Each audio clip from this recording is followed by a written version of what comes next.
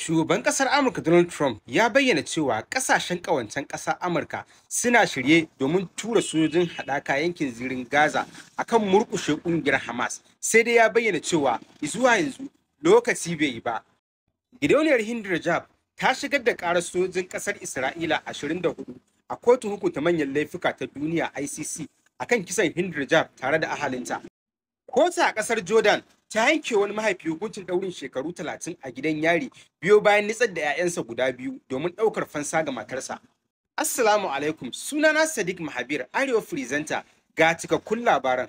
Wani abu mai kama da abin takaici ya faru a ƙasar Jordan yayin da wata kotun shari'a ta yanke wani mahaifi ɗaurin shekaru 30 sakamakon nitsar da 'ya'yansa guda biyu har lahira a cikin wani kogi domin ɗaukar fansa ga matarsa. Rahotanni daga gidan jaridar The Jordan Times ta wallafa cewa mahaifin ya kai 'ya'yansa bakin kogi mai shekara 7 da mai shekara 5 bakin ruwan Zufak, inda ya ayyana tura su cikin kogin.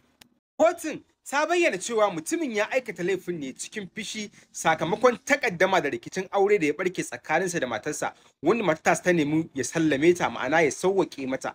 Mutumin ya tura yaransa cikin ruwa inda har sai da suka mutu suka daina motsi. A cikin hukuncin, alkalin kotun ya bayyana cewa ramuwar gayya ba za ta kasance har sai an sami kisan yara ba, inda ta ayyana cewa laifin ya take haƙƙin ɗan adamtaka tare da take haƙƙin yara. Wannan al'amari ya yi matuƙar tada ƙura a cikin yankin na ƙasar Jordan, yayin da hukumomin kare haƙƙin ɗan adam da al'ummar gari suke ta kiraye-kiraye akan cewa a tsaurara hukunci akan wannan laifi da wannan uba ya aikata mai kama da hauka.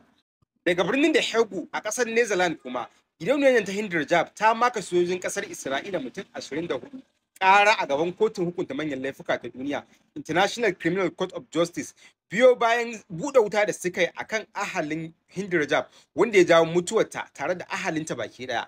Rahotanni sun bayyana cewa gidauniyar ta buƙaci kotun da ta fara gabatar da bincike akan al'amarin, wanda ta bayyana cewa sojojin da ƙasar ta Isra'ila sun kai farmaki a yankin Tal Al-Hawa. Hind Rajab tare da ahalinta suka makale a cikin mota na tsawon sa'o'i biyo bayan buɗe wuta da sojojin ƙasar Isra'ila suka yi kafin daga bisani su ce gagarin. Wannan korafi a cewar gidauniyar ta Hind Rajab ana da buƙatar a ce an hukunta ƙasar Isra'ila akan laifukan take haƙƙi da kisan dubban fararen hula a cikin yankunan Gaza, wanda ta ayyana cewa wajibi ne a hukunta dakarun sojin domin tabbatar da cewa hukunci bai wuce kan kowa ba, hatta kuwa ko da mutum soja ne. Bangare ɗaya, masana na kallon wannan al'amari a matsayin babban mataki wanda zai kafa tarihi a duniya biyo bayan zartar da hukunci, musamman ga waɗanda suka kasance sun aiwatar da laifukan yaƙi a yankin nazirin Gaza. Kotun ta ICC ta tabbatar da cewa ta karɓi wayannan takardun ƙorafi, inda ta bayyana cewa za ta fara gabatar da bincike domin tabbatar da an hukunta waɗanda ke da hannu a cikin aikata wannan laifi. Duk da kasancewa ƙasar Isra'ila ba ta amince da hukunci ko kuma ba ta amince da ikon wannan kotu a hukumance ba.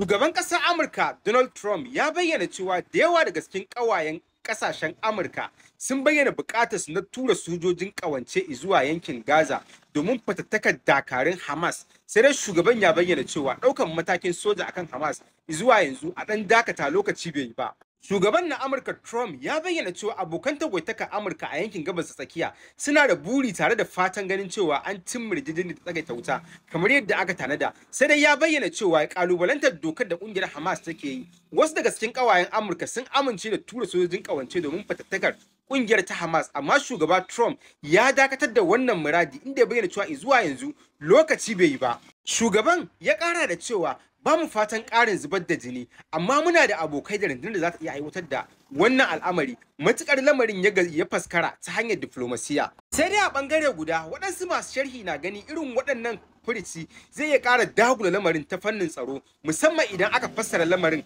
da amfani da ƙarfin soji akan mayakan bayan amincewarsu da ƙudurin tsagaita wuta.